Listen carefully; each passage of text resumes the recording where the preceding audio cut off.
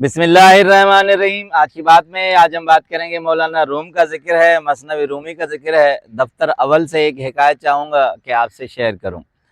مولانا روم لکھتے ہیں کہ ایک مرتبہ شکار کے لیے جنگل کا شیر، اس کے ساتھ بھیڑیا اور تیسری لومڑی نکلی۔ مولانا روم فرماتے ہیں کہ حالانکہ یہ شیر کے لیے بہت عار تھی، مگر اس نے ان کی عزت افزائی کے لیے ان کے ساتھ شکار پر جانا رضامندی اختیار کر لی۔ اب مولانا روم کہتے ہیں کہ چاہے زندگی میں ایسے معاملات ہوتے ہیں جن سے آپ کی شان آپ سمجھتے ہیں گھٹتی ہے، مگر آپ جب محسوس کریں کہ دوسروں کی شان آپ کے ہونے سے بڑھتی ہے تو آپ ان کی عزت افزائی کریں۔ کہتے ہیں کہ تینوں پہاڑ پر شکار کے لیے چلے گئے اور سارے دن کی محنت کے بعد 3 شکار ان کے ہاتھ میں آئے، ایک نیل گائے، دوسری بکری اور تیسرا خرگوش۔ جب پہاڑ سے نیچے اتر کر تینوں شکار سامنے شیر نے رکھے تو بھیڑیا اور بکری بھی کھڑے ہوئے تھے۔ اب شیر نے کہا کہ دیکھو، یہ تینوں شکار ہم کر کے لے آئے ہیں۔ اب بھیڑیے کو کہا کہ تم انصاف کرو، تقسیم کرو، میں تمہارے جوہر دیکھنا چاہتا ہوں۔ اب مولانا روم فرماتے ہیں کہ عزت افزائی کا یہ دوسرا انداز کسی اور کا تھا، یعنی کسی اور طرح کا تھا۔ وہ کس طرح کا تھا؟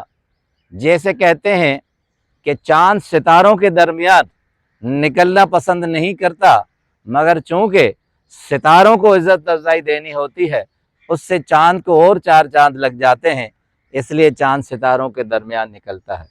دوسرا مولانا روم کہتے ہیں کہ پیغمبر صلی اللہ علیہ وسلم کو ساتھیوں کے ساتھ مشورہ کرنے کی کوئی ضرورت نہیں تھی، مگر حکم فرمایا گیا تھا۔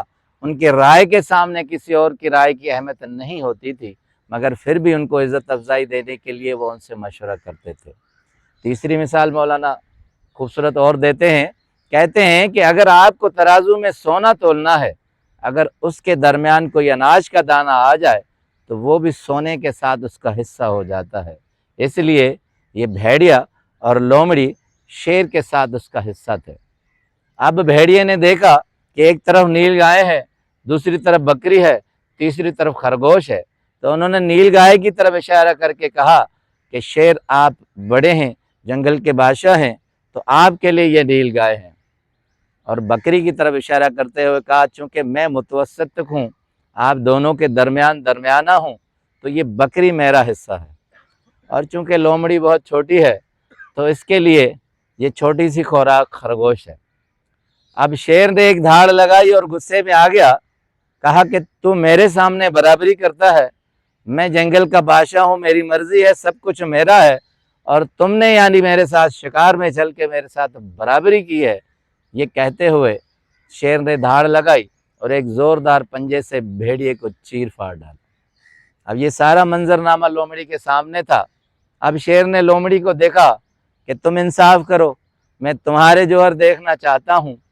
تو لومڑی نے سوچا نہیں، فوراً ہی کہا کہ یہ نیل گائے آپ کے صبح کے ناشتے کے لیے ہے، یہ بکری آپ کے دوپہر کے کھانے کے لیے، اور یہ خرگوش آپ کے شام کا سوپ ہے جس کو آپ کھا سکتے ہیں مزے سے۔ اب شیر بہت ہنسا، اس نے کہا اتنا سارا انصاف تم نے کہاں سے سیکھا؟ تو لومڑی نے کہا کہ اس بھیڑیے کے اشر سے سیکھا میں نے۔ تو اب مولانا صاحب کہتے ہیں کہ سب سے پہلا سبق یہ ہوتا ہے کہ آپ کسی کے معاملات سے اور کسی کے حشرات سے سبق سیکھیں تو یہ عقل مندی کا کام ہے۔ تو شیر بہت خوش ہوا، اس نے کہا کہ تم نے عقل مندی کا کام کیا ہے، یہ سارا کچھ تمہارا ہوا، میں تو بعد میں بھی شکار کر کے کچھ بھی کھا سکتا ہوں۔ اب مولانا صاحب کہتے ہیں کہ اس سے ہمیں سبق یہ ملتا ہے کہ آدمی جہاں طاقت ہو، طاقت کے سامنے جھک جائے یا خاموش ہو جائے، یہی اس کی عقل مندی ہوتی ہے، ورنہ بھیڑیے کا سا اثر ہوتا ہے۔ اس کے بعد تیسرا سبق بہت ہی خوبصورت ہے کہ مولانا صاحب کہتے ہیں جو لومڑی نے کہا کہ صبح نیل گائے آپ کا ناشتہ ہے، تو آپ صبح جو ہے ناشتہ بہت سیر کر کے کھائیں۔ اس کے بعد دوسرا بکری جو دوپہر کا کھانا تھا، یعنی دوپہر میں آپ درمیانہ کھائیں، اور اس کے بعد خرگوش جو یخنی تھی شام کی، یعنی رات کو آپ ہلکا سا کھائیں۔ یہی حکیم بھی فرماتے ہیں اسی سے صحت بھی ہوتی ہے اور یہی عقل مندی کی نشانی ہے۔ آپ کا بہت بہت شکریہ۔